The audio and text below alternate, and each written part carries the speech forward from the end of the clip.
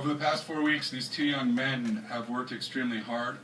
They've created a truly impressive body of work, and I know that they both are thrilled to be able to share their creations with you. In a little while, I'll talk more about our organization. But for now, let's just get to it. We'll get right to it. First of all, let me introduce Shaizon King and Levi Hopler. All right, gentlemen, take a bow.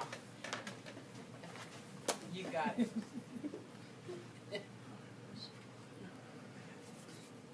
All right, hi, I'm Levi Hopler, and this is my first piece, And All, accompanied by music. Even if I could apologize, and all, you would never dare to take me back, and all these.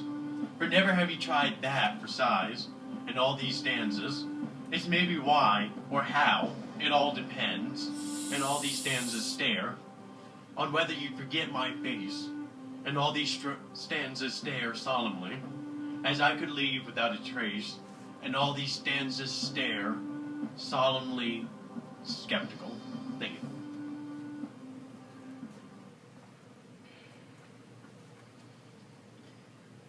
Hello, this piece I wrote is called Jailhouse Schoolhouse, written by me and Adam. Jailhouse politics in the schoolyard. Hall monitors like prison guards roam watching you, waiting. Eventually you'll slip up. Eventually they'll find an excuse to pounce. The worst that human nature has to offer. Predators. Wear all kinds of costumes. The bigger the smile, the more dangerous the lie.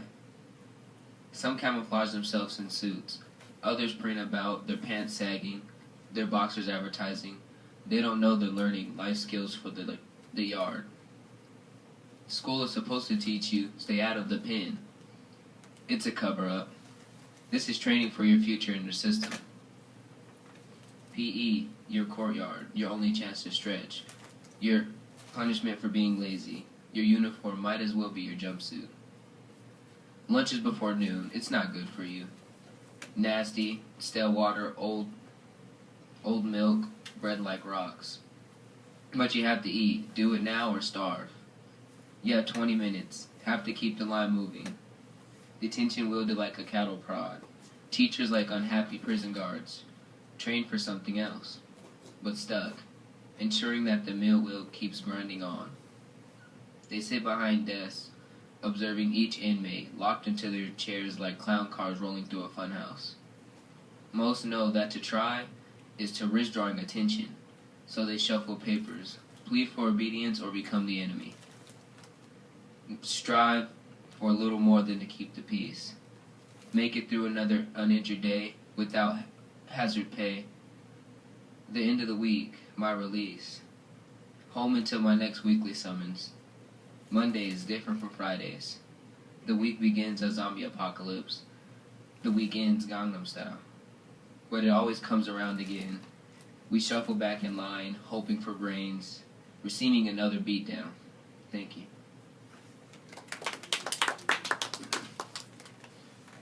This piece I titled Dream, also accompanied by music. Even in the security of my own blanket, I am in danger. It's taken me far too long to discover this, and I am sure of this, yes, positive. The devil resides in my room. A minion, at least, some Judas hired to drive me now off the brink. Yes, I'm serious. Poe must have met the same fate as this. He is at the foot of the bed, I at the head, and rightfully so. For an eternity, it seems, he has leered and grinned, drool and blood collecting on the bed. His gnarled hands, no claws, are beginning to violate the safety of these sacred grounds. Step, step, step. I've done nothing to deserve this. Step. The imp's eyes gleam crimson and obsidian contrast to my blue, as it comes to me that I cannot escape. Allow me to at least say my Our Fathers first. No, don't fall asleep. It's coming. It's coming. It's coming. It's coming. Don't let this nightmare slash my throat, quick as it were a dream. Thank you. This piece is called Fame and Fortune, accompanied by music.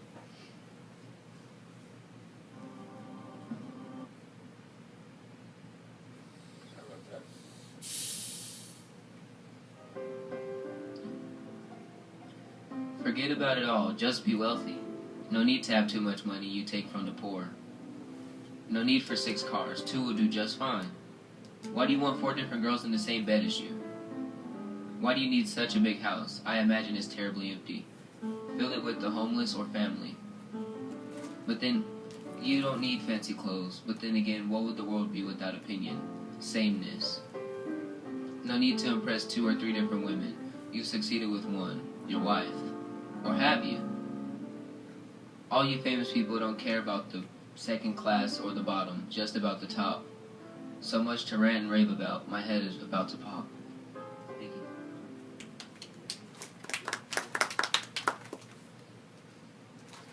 I titled this one Free. Lines of students, in their hazy own worlds, squirm in uncomfortable chairs. The teacher thinks he is lecturing, but really is just yammering on the genius of first-year world history classes, going off on tangent after tangent. The filthy, stifling campus is suffocating us. The guard towers look over as tough older brothers would. One way in, with no way out. Is this education? Is this hell? Knowledge, true knowledge, cannot be found in syllabi, nor the precious end-year test scores.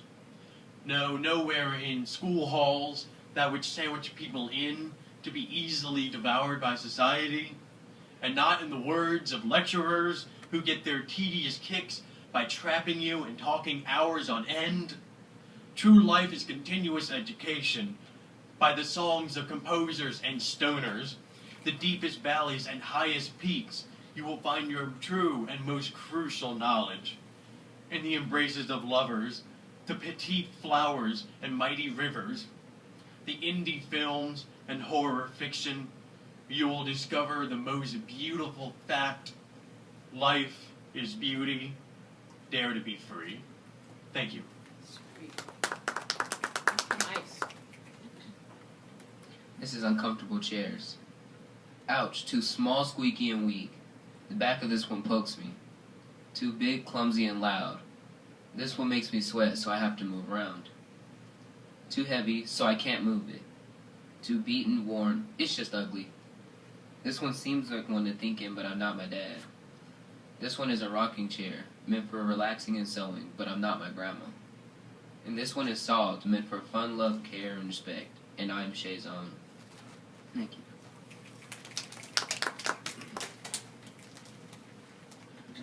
This is Prima Lux, which means sunrise in Latin. I awake in a lonely room. The eyes of the light bulb are dim upon me. All to cherish my presence, being the pillow. Get up, pants are on, I think. Stumble, my constant migraine has decided to invade the whole body. I am consumed in the gaping mouth of dark obsidian pain. Limp over to the kitchen cabinets, bare and dull, and dive into the abyss of useless pills and blue jazz tears. Lie back down on the worn mattress, familiar with only my weight and my presence. It seems the days become too glaring of a day, too bittersweet waxing of rat-race elegies. Lie back down on the mechanical grind of my thoughts will not subside. You can't see it, but I'm fairly certain I'm feeling it. This raw flame trickling in and out and up and down my side.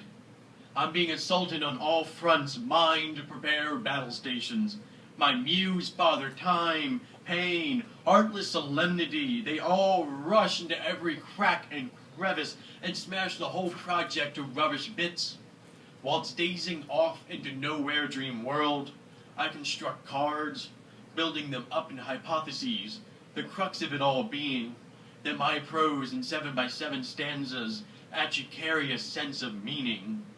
The house crashes as I come to grips, to blows with my self-deprecating self-being, that which thrashes me around in a crimson room in my mental faculties. Levi, dear, are you quite all right? Oh yes, I'm just fine, I promise. Well, if you're sure. I've sent out several messages to several people with no response. Not even my words draw people into my strange complex of thoughts and out of context thoughts and tangents. Shivering in my clinging underwear, I am pitiful as mutts are pitiful when they're out in the cobblestone streets awash with fat raindrops. Thank you.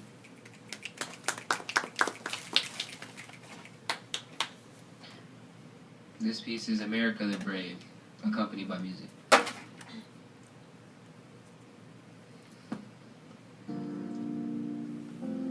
America the Brave, some piece of dirt. People would die for it. I wouldn't. I'm just being honest. This country is a piece of crap. We're so fair, right? Other countries view us as dumbasses. Well, in a couple of ways, we are. We go to war over religion, politics, resources, and freedom. Wow. Just wow. Freedom, the flag representing our country, stands for. But what does it mean? Enslaving a race? Leaving an entire race to learn what's really behind this country? I'm just being honest. We have opinions on everything. That's why there are laws. Some are just stupid. Why should we not tear the tag off an article of clothing? Because they're stupid. That's why. There's a saying, it takes one idiot to argue with another, so I'm done. Thank you.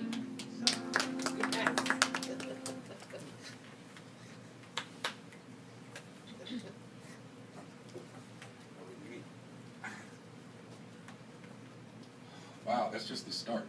I wanted to point out that the music in the background, aside from the last piece, which was obviously Crosby and Nash, was put together and composed through GarageBand by these two gentlemen.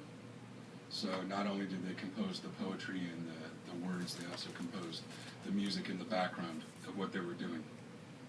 One of the first assignments of this program was to answer 7 questions, and through the process of rewriting, develop a personal monologue designed to be delivered in the style of direct audience address. They were given questions that were quite personal, things like, what do you love most in the world? What would you contribute to the world if you could? What would you want your epitaph to say? And the results were fascinating, so I invite you to take a look and listen. This personal monologue takes place Afghanistan. My choice, World War III. You mind if me and you can have a little sit down? This war's raging on more than ever, huh? Yeah, I thought so too. This is mighty a fine time to relax. So I was contemplating a couple things lately. Yes, indeed. So the other day while in combat, I was shot and my mind started running. I thought I was gonna die. I remember when I saw the light. The first thing that came to mind was Mother. In times like these, I wish you were around to yell at me all the time she did. Then I got to thinking, I really could use her comfort in the place I am now. My favorite thing back at home was my car. Man, do I love cars. I'm such a gearhead. That 67 Chevy had me under the hood almost 24/7, but when my grandfather passed, I had to let it go. But not sell it, just let it gather dust, of course. Could you back up a little? Thanks. I really do hate the minutes that people in my private space getting in the way. I just wish I could build a time machine for all of the times I didn't listen to my mother. Then I wouldn't be in the position to have bullets spiraling my way. I could be back at home with my family all snug and cozy. Oh man, I would happily obliterate all war if it were possible, now that I've seen what it can do to a man's mental state and soul. Killing has scarred me for life. I'm starting to let go of reality. When those 4 letters come together, it scares me a lot. PTSD, I think it's going to take over me and swallow me whole. But I can't let it, I have too much to lose. When I come out of here, and hopefully that's alive and not in a body bag, I'm going to the Big Apple to spend the rest of my days there. Cherishing all the lost time and moments lost to this war. That is definitely a place to spend your or my last moments. I think my days should run long, and when they end, I would like for my epitaph to read, remain blank because of the so many things in so limited space, to remain humble and not arrogant. I would like for the ongoer or passerby to envision their own thoughts of what runs through their mind when they think of me, but until then I guess I'll have to hang on tight and not lose myself to this battle between nations, reality, and my mind. Thank you.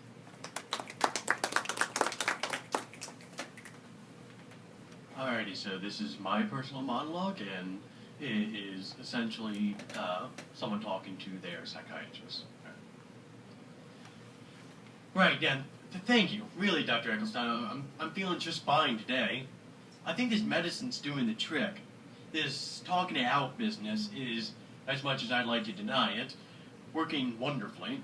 I feel so much more open, and I appreciate you dealing with my talkative mouth. You know, I really love how my nurse sent flowers today in person. That smile she gave was wonderful.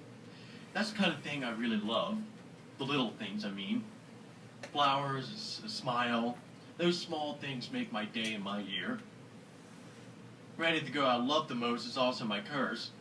I know, we already talked about that, but you remember, we were perfect for each other, and I think that was the problem. We both just found no fault, and we were so flawed, so it fell apart. I try not to dwell on it, like that shitty little phrase, "Today is the first day of the rest of your life." Let's all hang that asshole.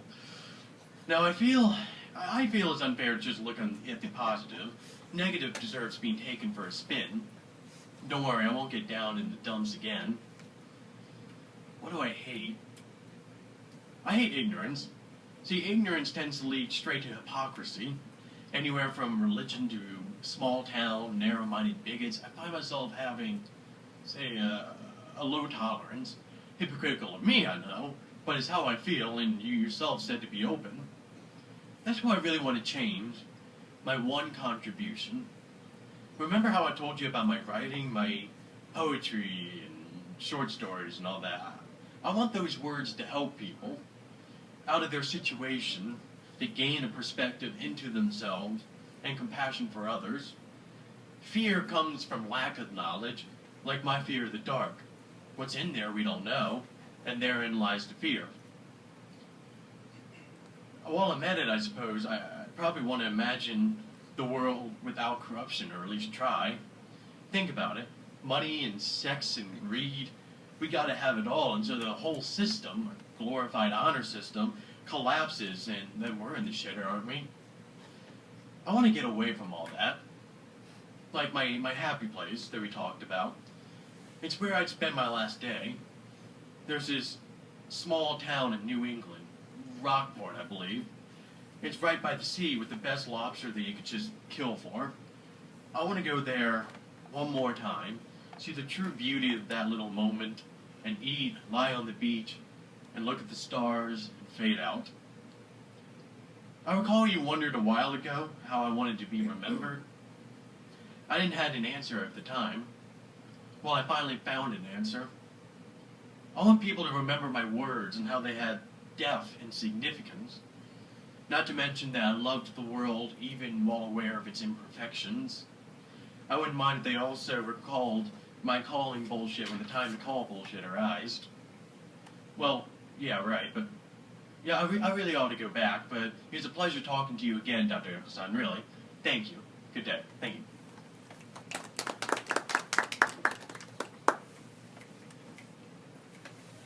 Now back to poetry. Yay. All right. This piece, accompanied by music, I call it Psycho.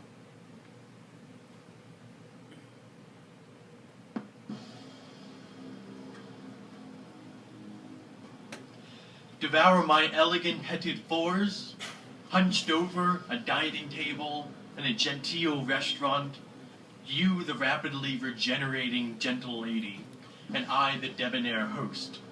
Given your foaming mouth, it seemed best to pass on the water. I'm quite satisfied tonight, at any rate. So let's stick with brandy for me, scraps from the outside bin for you. As you slobber and scarf down your first stab at fine dining, I begin to smile, for everyone has begun to snap out of their upper-class, self-congealing fantasies, struck in a daze of shock and horror at the sight of an unmember in such a sacred place as their regimented world. I smile at my cruelty. Cruelty, yes, dealt to these fat cats, simmering in their immense wealth. But cruelty also to you, my dear. my monster, unable to be privy to the invasion I've made you perpetrate. Thank you.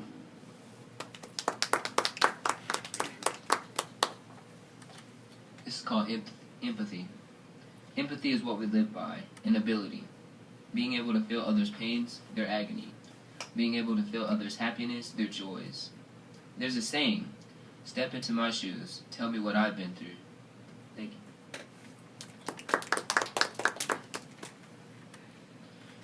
I call this one House of Cards. Everyone's got one. It varies in size, and some look even stronger. But we know what cards do. They fall down. Kings and queens and nameless numbers all fall down the same. We build it back up, stealing better ones, cheating our fellow betters. Even if one keeps them close to the chest, it only takes one ample aim to send the whole deal crashing into a miserable hole. A motto comes to mind: the house always wins. Thank you. All right. Nice. This is entitled Some. Some that act hard are just soft. Some that are nice are really devils. Some that smile are lonely and sad. Some are pretty that act ugly. Some that are smart act dumb. These are just some. Thank you.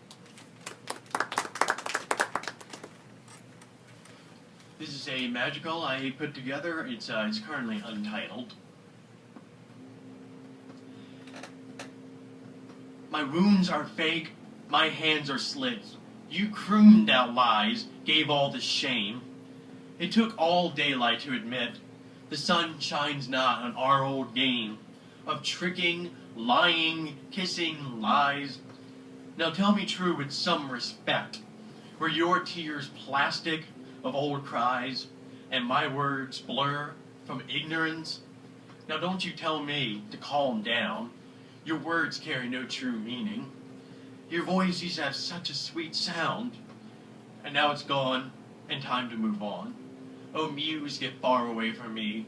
Oh muse, get far away from me. Thank you. I wrote this piece and entitled it, I am the. I am the eagle with its wings spread far.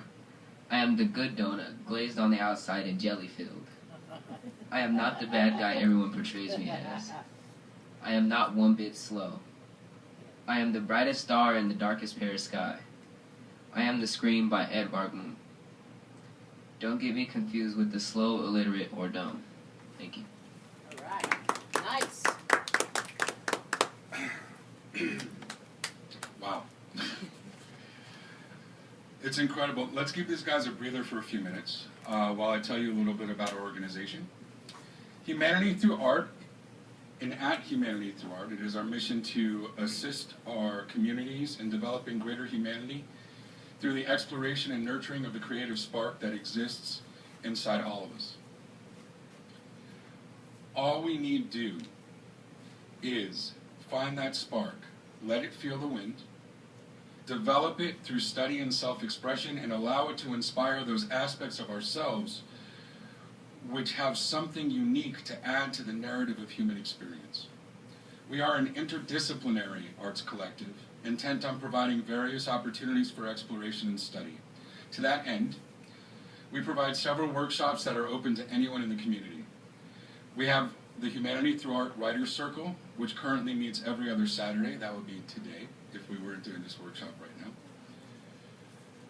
We have the Sin City Shakespeare Exploration, which hosts an exploration of Shakespeare from the theatrical perspective. Sin City Shakespeare also provides the Garage Workshop series, excuse me, in which we provide a Foundations of Vocal Performance workshop.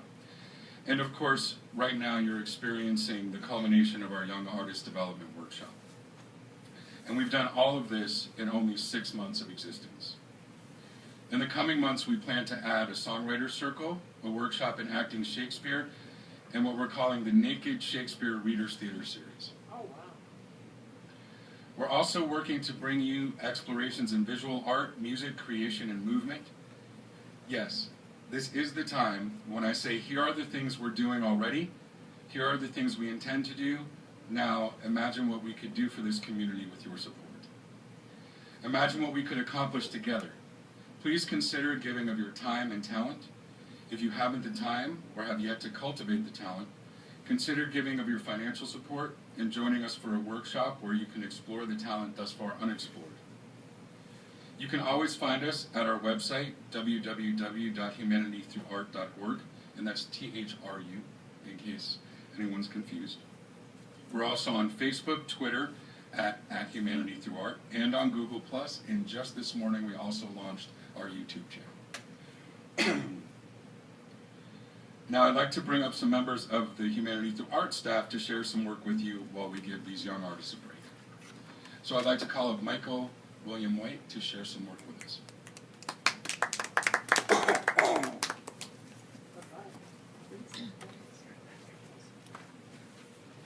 Just because he uses all three of my names doesn't mean I'm a presidential assassin. I was trying to come up with a poem that sort of got the angst when I was their age, high school, and so this is something that I wrote. It's called Labels. What are you? The question no longer stings, the requisite dermal layer having hardened and thickened over the years from the probing when people prick and poke and say, what label can I put on him? My father is black and my mother is Hawaiian. A well-practiced reply. The response's simplicity belies the true complexity of my ancestors' history. So I will try to help you see the blend of genes that make up me through a brief summary. Grandma on my mother's side was pure Hawaiian, full of pride. Grandpa crossed the ocean wide, Scottish and Apache inside.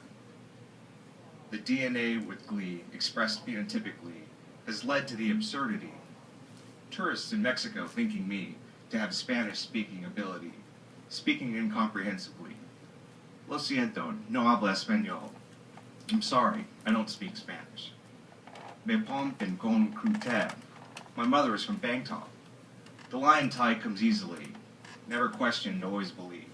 For with their own eyes they can see that I have Asian ancestry. The mix of bloodlines making me fit in unidentifiably. No one ever asked the same of my brother. Why? The answer, self-apparently, is plain and clear for all to see. He is, of course, most certainly, looks fairly black, unlike me.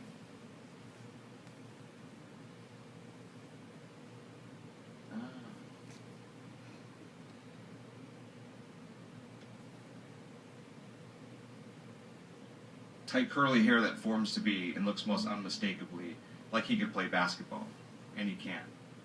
So now I say ask away, feel free to probe and let me say, I care not which moniker you want to place, based on the color and shape of my face.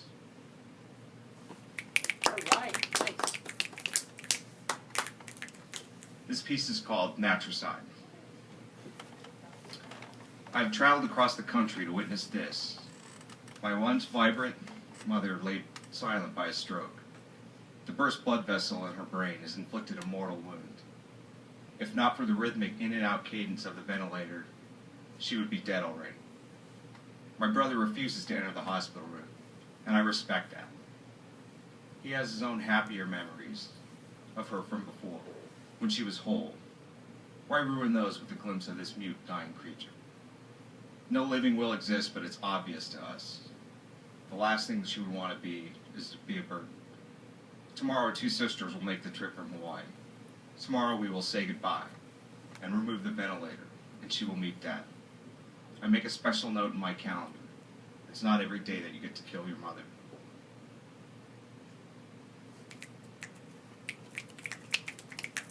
I know that's rough, right? This poem's called, this is more another depressing story. It's called God's Debt. Your stern voice, biting sarcasm, and lack of affection have left me with wounds that hurt to this day. The cancer was killing you slowly, but the surgeon's knife ensured that you wouldn't last another week. You laid there, not the hulking giant father of my childhood, but a frail, scared old man. For a dozen years there were no words between us, and we were both desperate to make up the time. Day after day, I sat by your side, held your hand, and talked. I told you story after story. For the first time in my life, I felt like you were proud of me. Once in a while, you added to the conversation, and I had to lean close, strained to hear feeble whispers. Near the end, you muttered the most profound thing. God doesn't owe us anything. Thank you. Nice.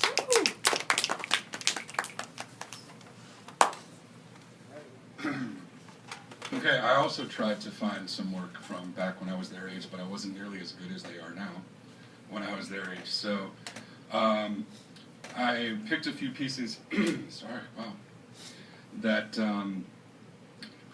a few short ones and one longer one. Excuse me. The first one's called Something About the Clouds. There's something about the clouds. They remind me of a time I bet you think I've forgotten. I still remember the cold rain, how it would steam when it fell on your skin. I remember thinking nothing mattered. The downpour conspired to keep you near, just a moment or two more. Do you remember when it was almost possible to believe our passions controlled the weather? The cold brought you into my arms, the rain kept us entwined. There's something about the clouds today. They remind me of a time I looked into your eyes and felt a storm brewing deep inside me. This next piece is called Too Human. I know it's not popular. So often sentiment sings with insipid softness. Men are to be hard or were. Claw marks on my skin. The cat fell asleep on my foot again. I moved without asking her permission. Yet as I see the crumbling scabs, I wouldn't trade her slumber on me for all the world. It's needed contact. In the silence between inhale and exhale, the yearning yells from places we keep stuffed secretly down. We categorically deny the essentially empirical human need for contact. In that eternity between in and out, there is no hiding place, no safe sanctuary, no denying humanity. Thank you. This next piece is called Subway. The next two pieces are based in New York City for anyone who's familiar with New York City. I saw her many times. Peterman dress, lavender pen, eyes of passionless unfocus. Her gaze fell and lifted like the breeze in the eye of a hurricane. A derisive sniff met eye contact, but I held it, held the challenge. I'd been the first to do that. I let the challenge melt her. Can I take your briefcase, miss? Didn't see you there. Play the scene. You are a rascal. You cut your hair. I figured you'd hate it. It looks nice. Suspicion, transitioning into a smile. A cradle that rocked her lips, one side gently arcing to the other, the gaze I longed for as only I saw it, as love stole it forth from her. So like the stolen kiss which years before had bound us, and now together into the bleak city morning and out of the earth. Thank you. This next one is called Bowery. If you've ever walked down the Bowery in winter. Amidst the mole path of the city I walk. Never been so cold. A friend of mine from the Northwest smiles like a tropical breeze. Christ, aren't you cold? I was raised in Alaska, man. I am Eskimo. I was raised in Miami, man. I am freezing. The faded cheesecloth-colored carriage approaches. It navigates the skyscraper rabbit-worn like a two-headed miner. My watch beeps twice. Halfway till morning. The seat is cold, but the warm breath of the vent trumps the acrid stench. Moldy cigarettes and Arabic tunes. I look at the moon. 1/4 midnight. Halfway till morning. 15 below zero wind chill. Way past freezing. Almost home. Halfway beyond redemption. I got one more. This one's a bit longer. I don't remember, many of us, except for these two young men, are old enough to remember the many times in our history when there were people killing each other in other parts of the country and we just ignored it. I mention that now because, you know, we see what's going on in the Sudan, we see what's going on everywhere, and recently we've had experiences with that again. And this poem was originally written back in the 1990s when we were debating whether or not to help in Kosovo. And one of the things that I found very troubling was the fact that we seem to keep having the same debate every time that somebody could use what we have to offer in terms of our power to save people instead of save oil. This piece is called Ascension. We tried to rise up. Our mouths agape asked why. They came silently in the night, and down we went. Anger and shame subverted by our doubt and fear. We put up no struggle, no battle was waged. We'd grown complacent, we sat idle and raged against those who did things less human than we allowed ourselves to see, yet made no denial of the pain which we ignored. We took our pride from falsehood, from illusions of enlightenment and our superior compassion which allowed us to do nothing. Pseudo-news on the radio squawking forth the day's events. See how our leaders squabble again. They posture and preen, chirping meaningless chirps. They wear the infantile baby bumper buffer of partisanship to trump even the pretense of humanity. Like so many plastic rubber mushrooms in the pinball machine of blind politicking, they bicker and tantrum, spoiled children attempting to grab the brass ring but leaving no leg on the hobby horse, no way to avoid falling off. No one told them to rise up.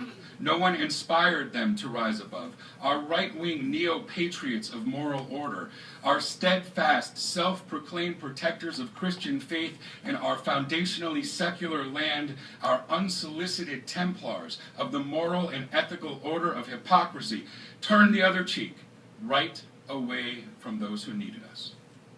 It's not our fight, they said. Why risk our own necks, they said. We don't need history. The past should stay in the past. Blood flowing through the trenches, cleaning an ethnicity recognized only by murderers.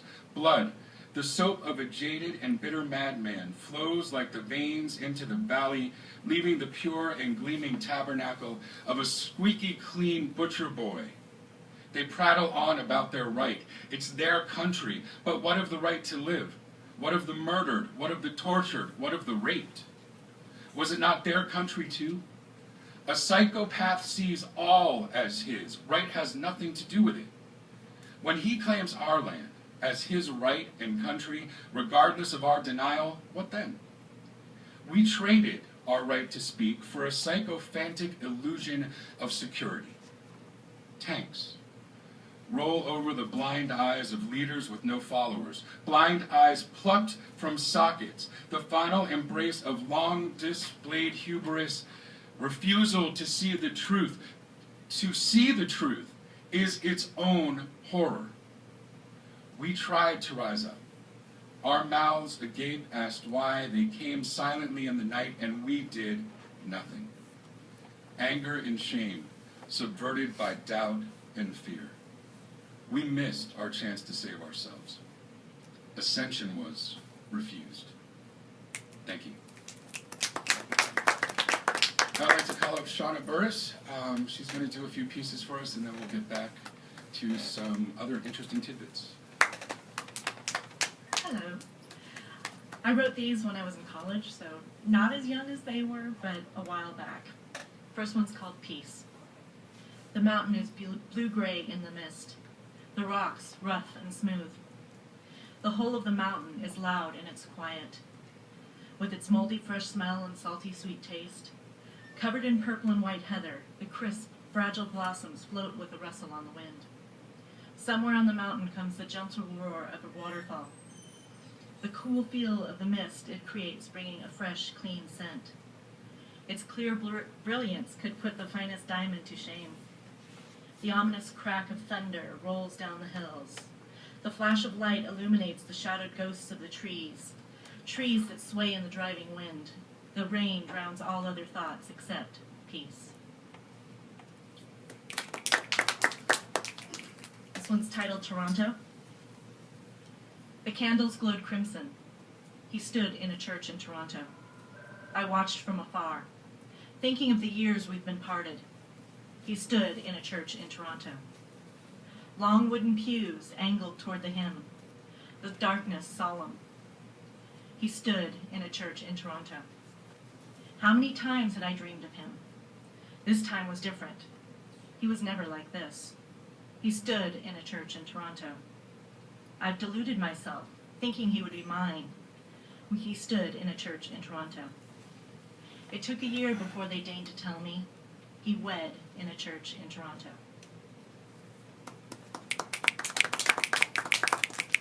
This one's called She Refused to Listen.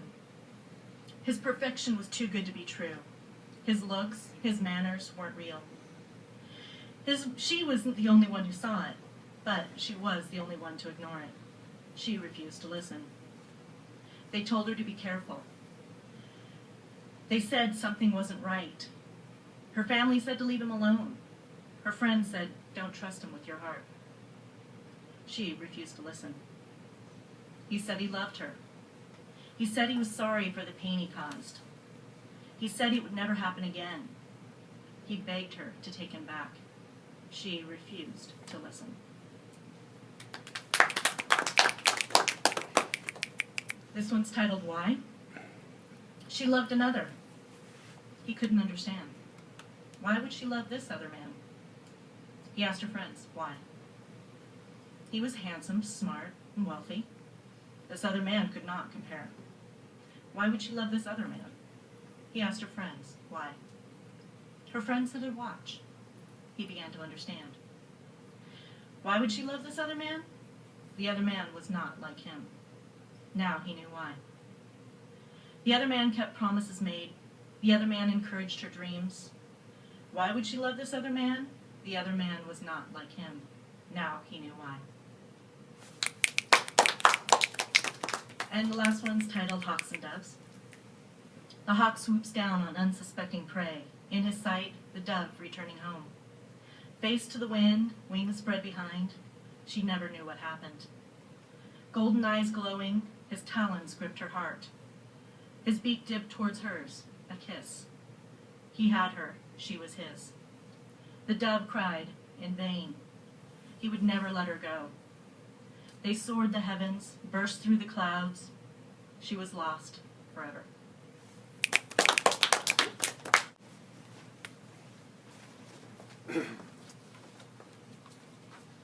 Okay, I want to thank Mike and Shauna for being here to help support our young artists and give them a little break in between poems. During our time together, Shaizon and Levi created a number of short poems experimenting with some classic verse forms and some new structural ideas. We're going to tag team those pieces and share them with you now.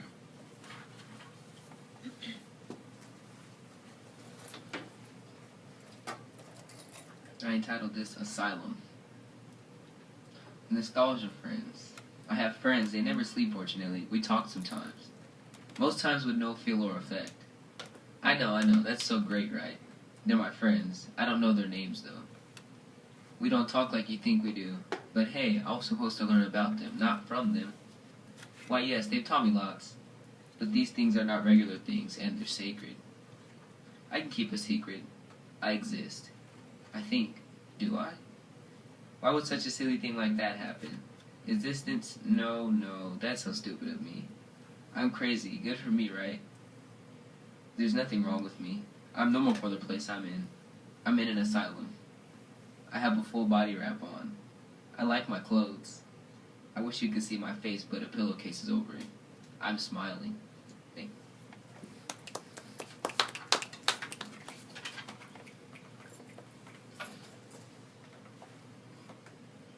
You are my wonderful, for only you I care. My mind's invention, I admit. You aren't. Weirdo. I'm out of place. Don't belong. I don't fit in. The wrong piece to the puzzle. Unrememberable. The anti to everyone's yes. But it doesn't matter. I'm a weirdo. A weirdo is someone who follows their heart, and there's definitely nothing wrong with that. I fantasize that I can rule, that I can control life. I think I lift mountains. I don't. Not me.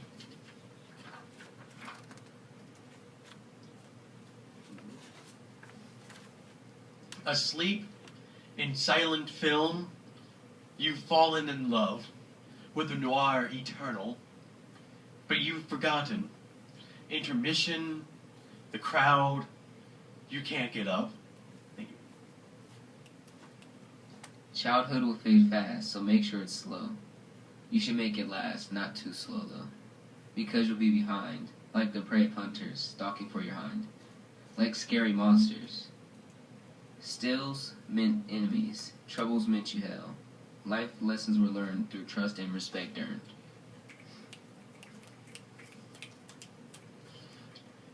It only took 1 hour to find her rambling at home, well on the roof, and it didn't take any time to notice she couldn't stop laughing. Dreary, so I step out to pour myself some tea in off-sweet liquid warms my throat. Today is the day, the funeral of infinite arms. So sad is the slow cruel hands of time. Tick, tock. The funeral is going. Infinite arms is dying. Turn back. No. Falling star, I dream of you. Crash into green pasture. Such lucidity. Flash in my sleep and scare me. Of falling star, I dream. Thank you.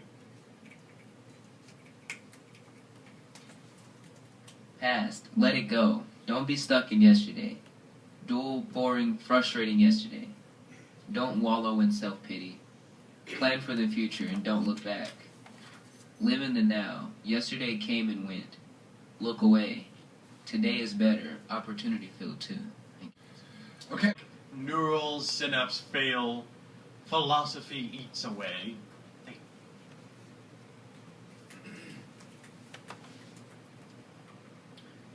Wake, ache, wait, want, text, smile, laugh, tease, miss, think, try, wonder, see, photograph, guffaw, amaze, fawn, love.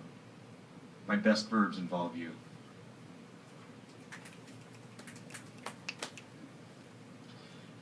My innermost thoughts spat out onto the table, with your eyes accusing. All you see is love and nostalgic philosophy, and I plead the fifth. Sound. Tentative rain on the roof. Dream sounds. No respite. I roll over. Alone?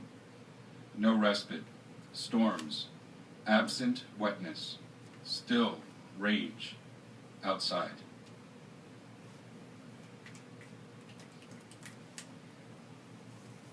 The point of all these lyrics, I cannot surmise. When everyone else is dancing in a crimson hue of love, and I just write to pass the time. You say never, but the third lingering hug makes me believe otherwise. I consider going for the kiss, but my goal is long-term. I fell into a wave, swept across my eternity, and ate into my bones. I felt ill, and yet I awoke, shrugged over to typewriter, type, type, type, type, type. End of July, less than a month left. Nightmares begin. Excitement, nervousness, time to plan, time to go back. Where did the time go?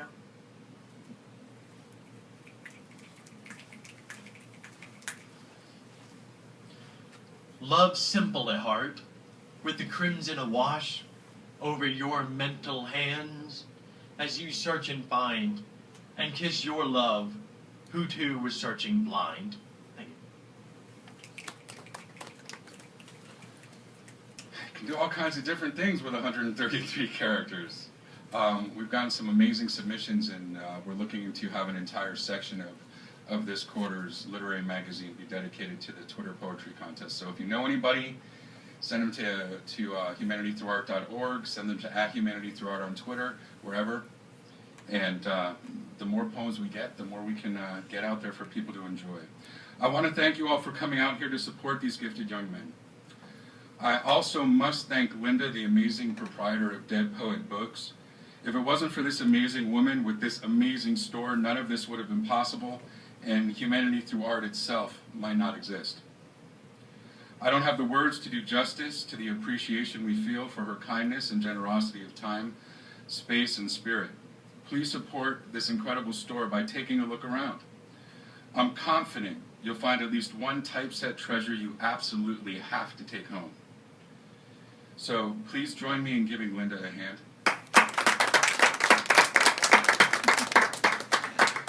Thank you, now buy something.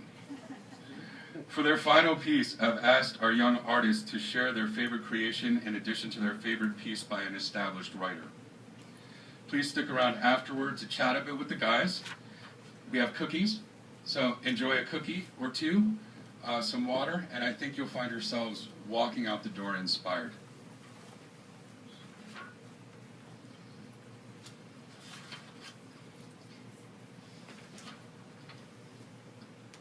This poem I wrote is called Wizard, one of my favorite poems I wrote myself. With touch, all problems with society gone, but we keep them, normality.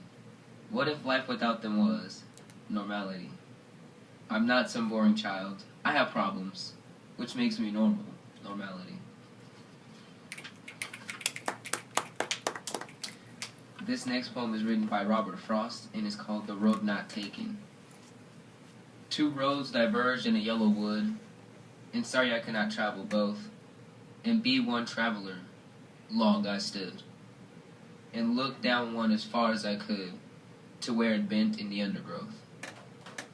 Then took the other as just as fair, and having perhaps the better claim, because it was grassy and wanted wear, though as for that the passing there had warned them really about the same.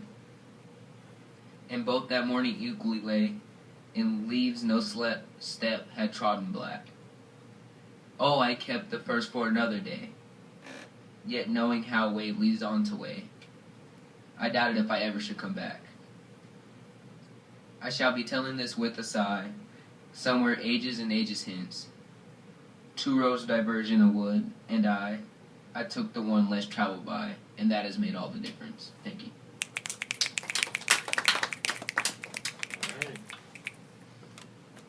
This first one, the one that I wrote, is my personal favorite because it elicits a strong emotion out of me in its simple words. It's titled Gone. You are an old dream, pondered over coffee, half thought in showers, and by the time I'm driving, you're gone. Are you even real? Are you just a dream? Can I reach out and feel, or is this all fake? Thank you. Now, my favorite poem is Howl by Allen Ginsberg, Part 3, and because for the same reason as my written poem, it elicits this strong emotion out of me. It's a very raw, overall poem, so I just decided to read the third part. Carl Solomon, I'm with you in Rockland, where you're madder than I am. I'm with you in Rockland, where you must feel very strange. I'm with you in Rockland, where you imitate the shade of my mother. I'm with you in Rockland, where you've murdered your 12 secretaries. I'm with you in Rockland, where you laugh at this invisible humor. I'm with you in Rockland, where we are both great writers on the same dreadful typewriter. I'm with you in Rockland, where your condition has become serious and is reported on the radio. I'm with you in Rockland, where the faculties of the skull no longer admit the worms of the senses. I'm with you in Rockland, where you drink the tea of the breasts of the spinsters of Utica. I'm with you in Rockland, where you pun on the bodies of your nurses, the harpies of the Bronx. I'm with you in Rockland, where you scream in a straight jacket that you're losing the game of actual ping-pong of the abyss. I'm with you in Rockland, where you bang on the catatonic piano. The soul is innocent and immortal. It should never die ungodly in an armed madhouse. I'm with you in Rockland, where 50 more shocks will never return your soul to its body again from the pilgrimage to a cross in the void. I'm with you in Rockland, where you accuse your doctors of insanity and plot the Hebrew socialist revolution against the fascist national Golgotha. I'm with you in Rockland, where you will split the heavens of Long Island and resurrect your living human Jesus from the superhuman tomb. I'm with you in Rockland, where there are 25,000 mad comrades all together singing the final stanza of the Internationale. I'm with you in Rockland, where we hug and kiss the United States under our bedsheets, the United States that coughs all night and won't let us sleep. I'm with you in Rockland, where we wake up electrified out of the coma by our own souls' airplanes roaring over the roof. They come to drop angelic bombs. The hospital illuminates itself. Imaginary walls collapse. Oh, skinny legions run outside. Oh, starry spangled shock of mercy. The eternal war is here. Oh, victory, forget your underwear. We're free. I'm with you in Rockland. In my dreams, you walk dripping from a sea journey on the highway across America, in tears to the door of my cottage in the western night. Thank you. Thank you guys for coming out. We have cookies. I hope you enjoyed your time. Thanks to all the staff members and stuff that helped us get this thing on the road. So, thank you.